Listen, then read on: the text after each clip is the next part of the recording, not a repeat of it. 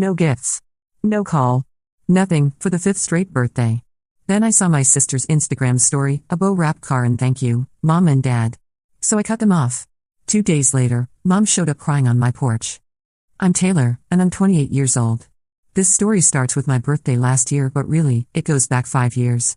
5 years of forgotten birthdays, 5 years of being the daughter who apparently doesn't matter, 5 years of watching my younger sister Haley get everything handed to her on a silver platter while I got the emotional scraps. Let me paint you a picture of my family dynamic. My parents, Linda and Robert Mitchell, are both successful real estate agents in our suburban town. They make good money, drive nice cars, and live in a beautiful 4-bedroom house with a perfectly manicured lawn. Haley, my 24-year-old sister, still lives at home in her childhood bedroom that they renovated into what basically amounts to a studio apartment with its own entrance. Me? I moved out at 18 and have been supporting myself ever since. Haley has always been the golden child. She was the cheerleader, the homecoming princess, the one who could do no wrong. She went to college on my parents' dime, changed her major 4 times, took 6 years to graduate with a degree in communications, and then moved back home because she needed time to figure things out. Meanwhile, I worked 2 jobs through community college, paid for every credit hour myself, and graduated with a degree in accounting at 21. The birthday thing started when I turned 23. That year, my parents forgot my birthday completely. Not a card, not a call, nothing. When I called them the next day, hurt and confused, my mom's response was, "Oh honey, I'm so sorry. We've been so busy with Haley's job interviews." Haley had been job hunting for 3 months at that point, and apparently, helping her required all their mental energy. 24 came and went the same way. 25, 26, same story. Each year, I told myself it was just an oversight, that they were busy, that maybe they'd remember next year. I made excuses for them because the alternative was too painful to accept. But this year, my 28th birthday on October 15th, something was different. I had moved into a new apartment the month before, started a new job at a prestigious accounting firm downtown, and I was actually doing really well for myself. I thought maybe, just maybe, they'd acknowledge this milestone. I even dropped hints during our monthly family dinner in September. My birthday's coming up next month, I mentioned casually while passing the mashed potatoes. That's nice, dear, Mom said, barely looking up from her conversation with Haley about some influencer drama. October 15th arrived on a Tuesday. I woke up early, got ready for work, and checked my phone. Nothing. No missed calls, no text, no Facebook posts. I told myself they'd call later, maybe after work. They didn't. Wednesday came and went. Thursday too. By Friday, I was devastated but not surprised. This was just who they were now, or maybe who they'd always been. Saturday evening, I was curled up on my couch with takeout Chinese food and a bottle of wine, having my own private pity party, when I made the mistake of opening Instagram. I scrolled past the usual content, friends' dinners, vacation photos, memes, and then I saw it. Haley's story. The first slide was a picture of a brand new white BMW sedan with a giant red bow on top, parked in our parents' driveway. The second slide was Haley jumping up and down next to the car, keys in hand, with a caption surprise. "Thank you, Mom and Dad. Best parents ever," car emoji, heart emoji. I stared at my phone screen, rewatching the story 3 times before it fully sank in. They had bought Haley a car. A brand new BMW.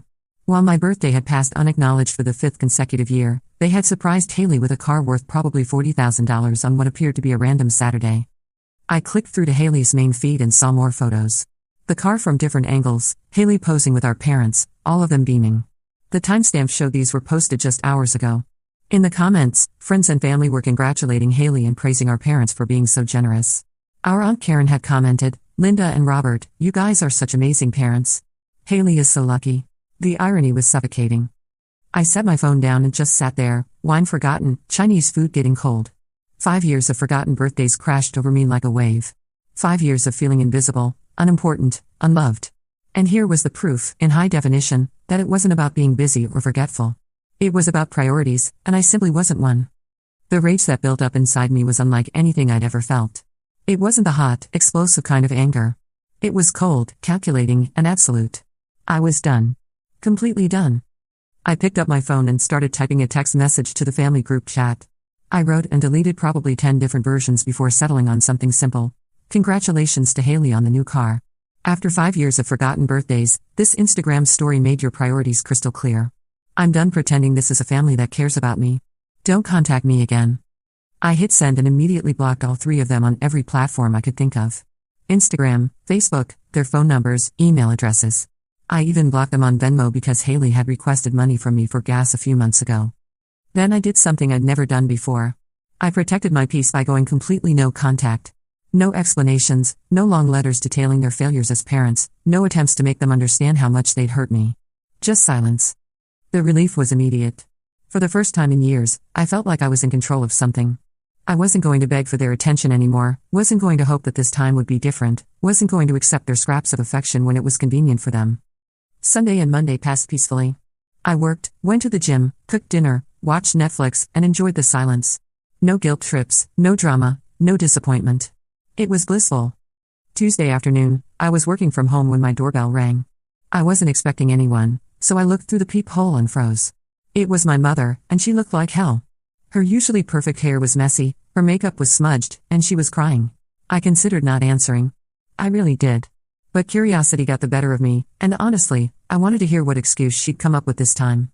I opened the door but didn't invite her in. "What do you want, Linda?"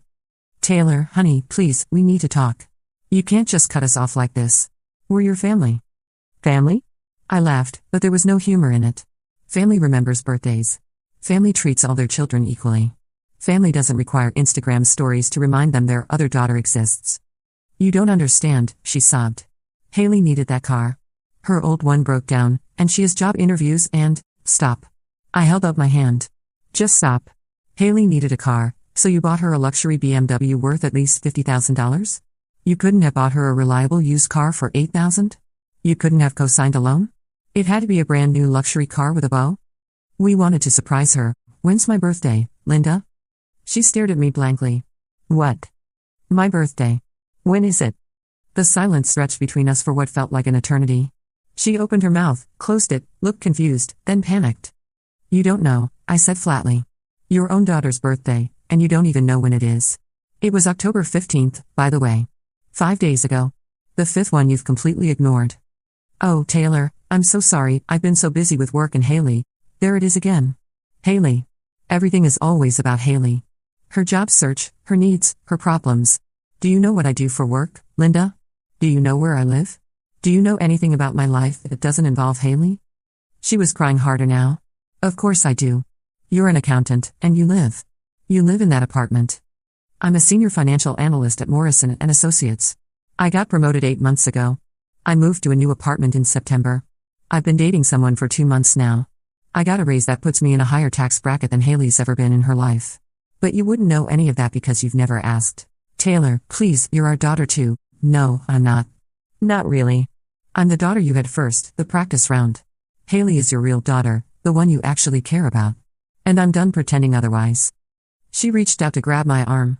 "You can't mean that. We love you." "Love?" I stepped back from her reach. "You want to know what love looks like?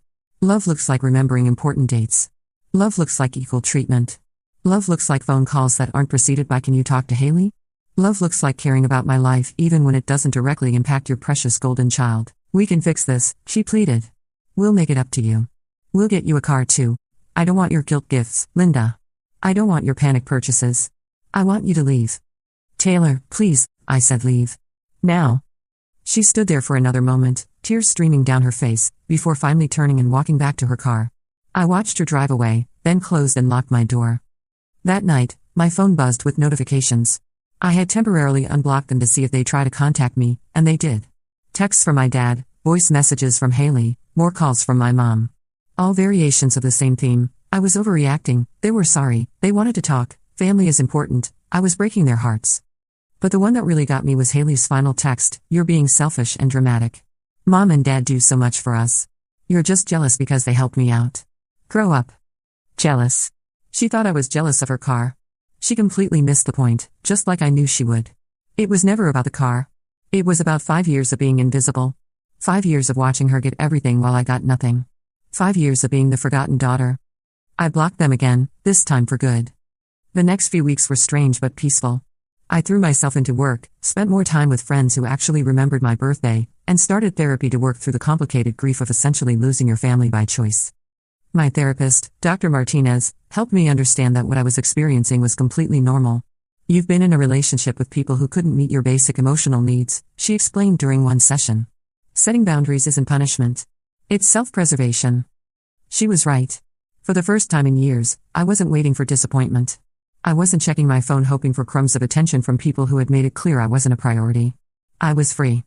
But freedom came with its own challenges. About 3 weeks after going no contact, I had what Dr. Martinez called a grief wave. I was at Target, of all places, buying laundry detergent when I saw a mother and her 2 adult daughters shopping together. They were laughing about something, the mom had her arms linked with both daughters, and they looked genuinely happy to be together. The longing that hit me was so intense I had to abandon my cart and sit in my car for 20 minutes, crying. That's when the doubts started creeping in. Maybe I was being too harsh. Maybe I should have tried harder to make them understand. Maybe this was all a huge mistake.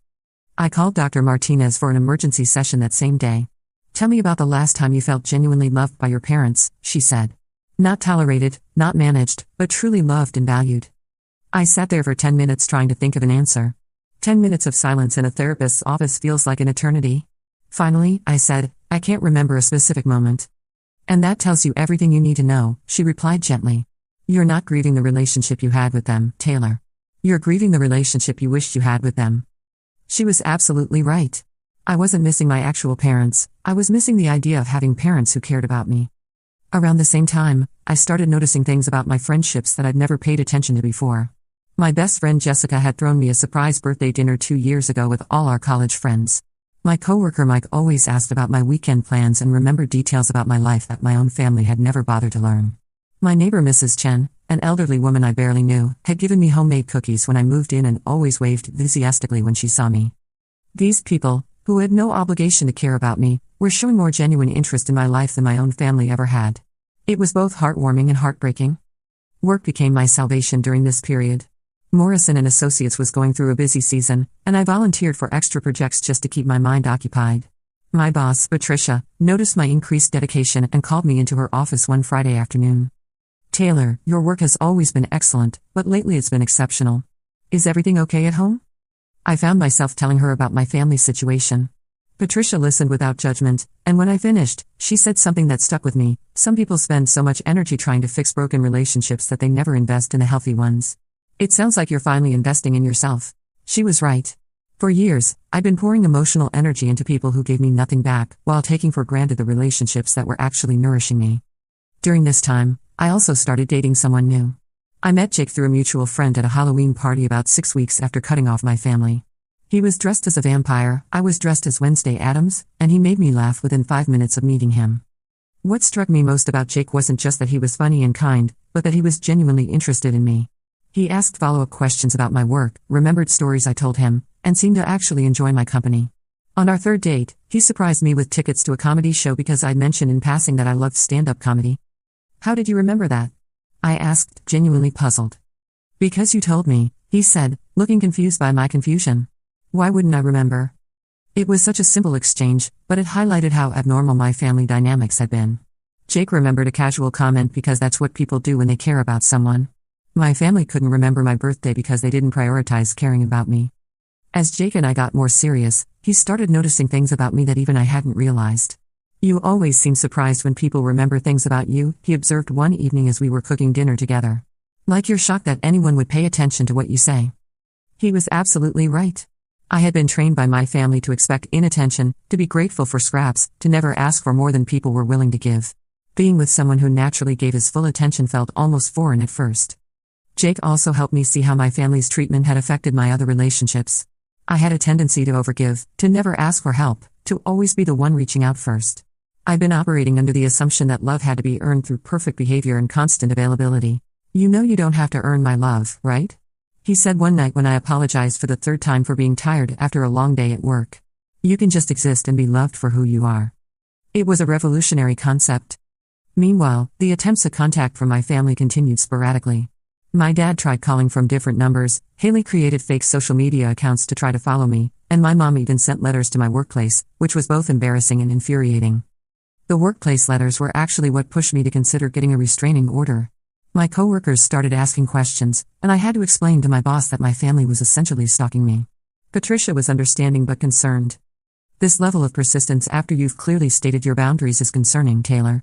Have you considered legal options? I consulted with a lawyer, who explained that while their behavior was inappropriate, it probably didn't rise to the level needed for a restraining order unless it escalated further.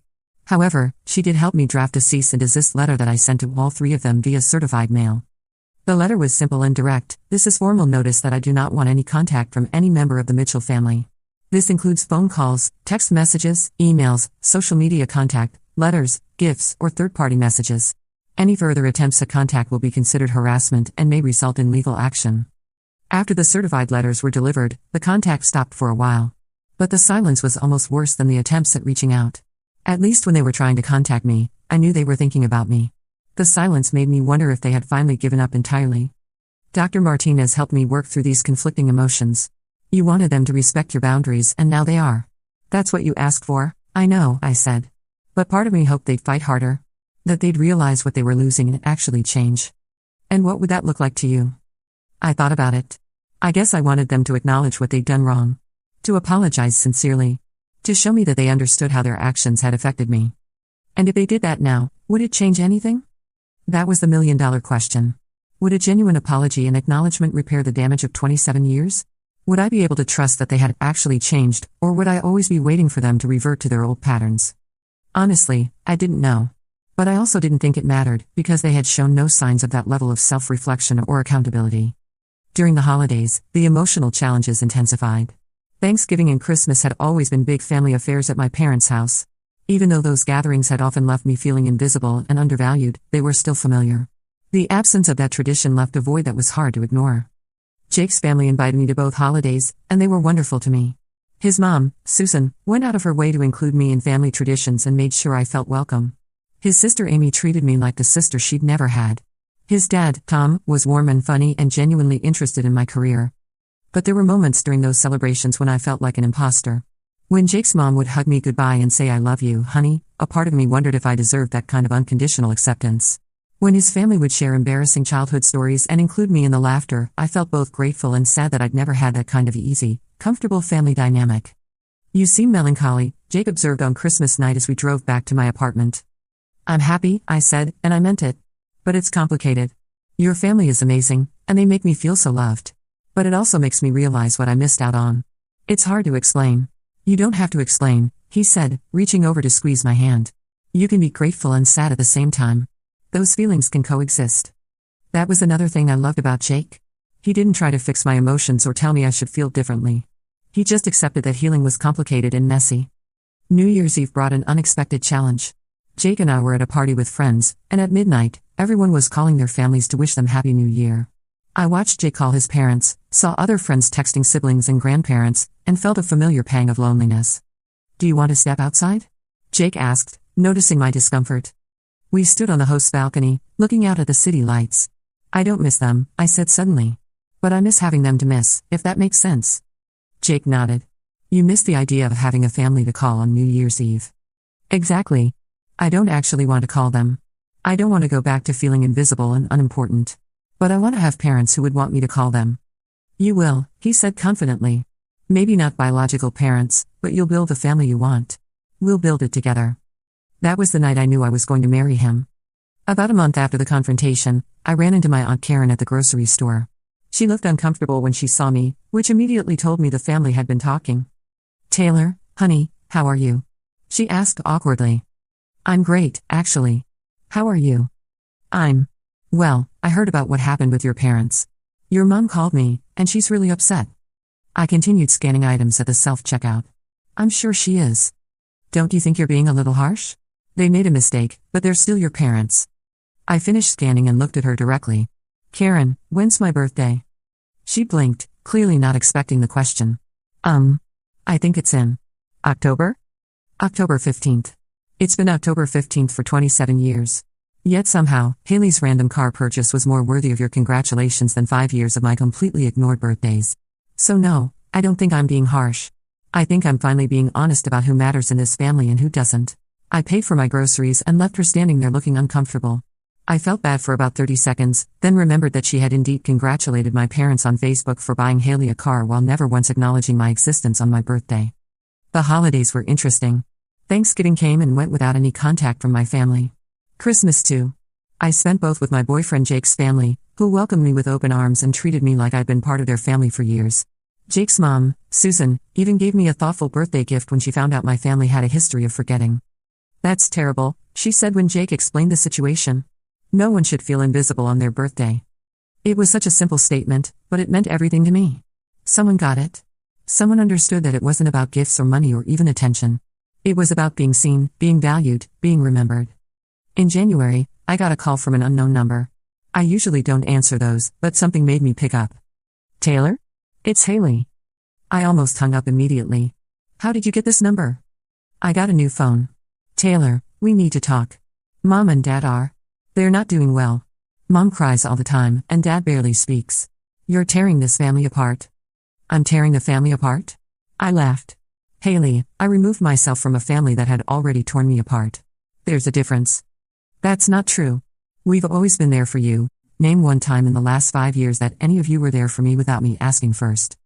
Silence. Name one important event in my life that any of you acknowledged without prompting. More silence. Tell me one thing about my current life that doesn't involve you or affect you directly. Taylor, that's not fair. It's completely fair. You want me to come back and pretend everything is normal, but you can't even answer basic questions about my life. You don't know me, Haley. None of you do. You know the version of me that exists to serve your needs, to be there when you need support or money or someone to listen to your problems. But the real me?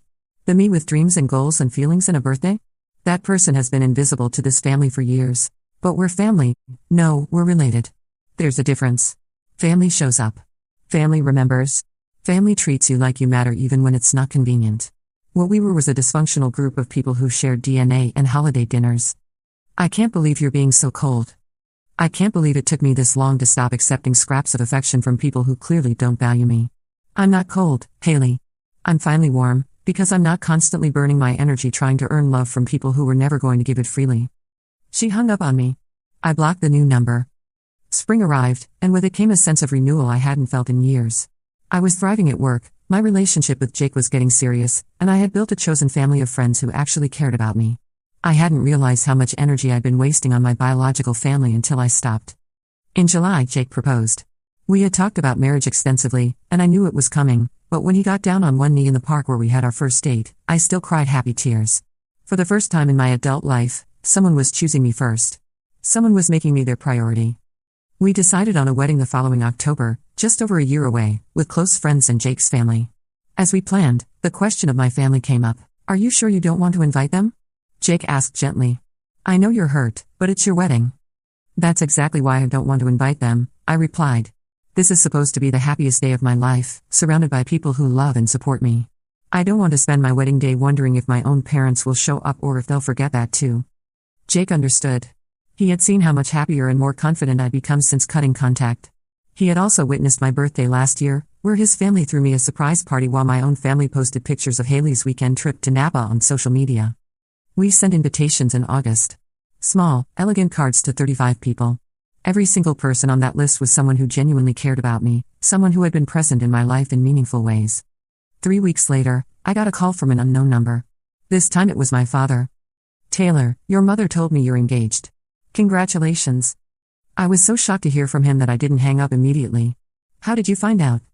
Your cousin Melissa saw it on your Facebook before you blocked everyone. Taylor, you can't seriously be planning a wedding without your family. I'm planning a wedding with my family, Dad. My chosen family. People who actually know me and care about me. We care about you. We've made mistakes, but we're still your parents.